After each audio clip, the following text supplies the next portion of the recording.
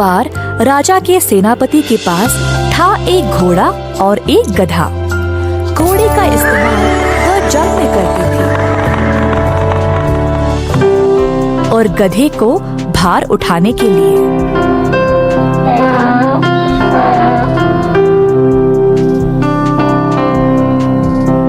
सेनापति घोड़े की अच्छी देखरेख करते थे, परंतु गधे को उतना ध्यान नहीं देते। अनाज और हरी घास घोड़े को खिलाते और गधे के लिए केवल सूखा भूसा। अगर घोड़े की सेहत बिगड़ जाती तो पड़ोसी राज्यों से चिकित्सकों को बुलाया करते थे, परंतु अगर गधे को कुछ भी होता तो उसकी ओर देखते भी नहीं, क्योंकि सेनापति घोड़े को इतना भाव देते थे। घोड़ा घमंडी बन गया और गधे को नीची नजर से देखने लगा।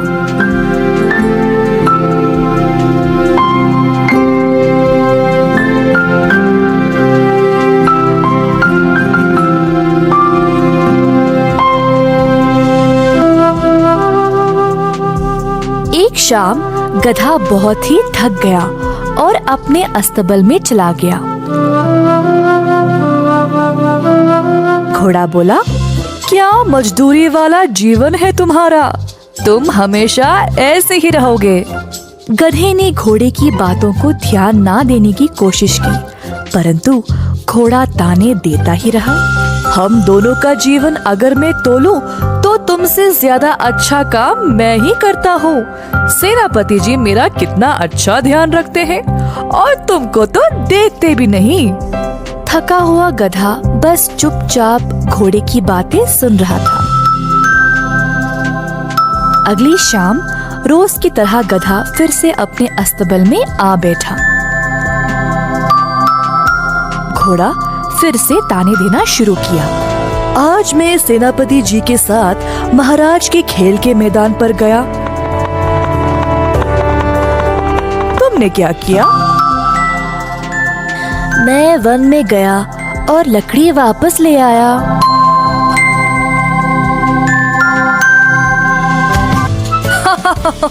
देखा, तुम में और मुझ में कितना अंतर है। मैं तुमसे बहुत महान हूँ। गधे ने सोचा, कोई फायदा नहीं। दिन पे दिन ये घोड़ा मेरा अपमान किए जा रहा है। किसी दिन इसको सबक सिखाना ही पड़ेगा। गधा चुपचाप ही रहा। कुछ समय बाद पड़ोसी राज्यों के साथ सुलह हो गई थी और अब जंग की आवश्यकता नहीं थी। इसी कारण अब सेनापति को घोड़े की भी जरूरत नहीं रही और घोड़े से भी अब उनका ध्यान हटने लगा। अब जंग के घोड़े को भी भार उठाने का काम पर लगा दिया।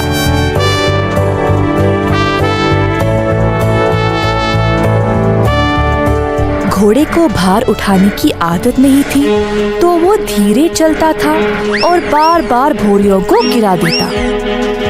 इस बात पर सेनापति को गुस्सा आया और घोड़े पर चिल्लाने लगे, ठीक से भोरियां भी नहीं उठा सकते हो? पूरा रास्ता सेनापति घोड़े को कोसता ही रहा। जब घोड़ा अस्तबल पहुंच गया, तब गधे ने कहा, देखा, मेरा काम करना तुम्हारे लिए कितना कठिन था। गधे की बात सुनकर घोड़े को अपनी गलती का एहसास हुआ। मुझे क्षमा कर दो दोस्त, मुझे अनुभव था ही नहीं तुम कितने मेहनती हो।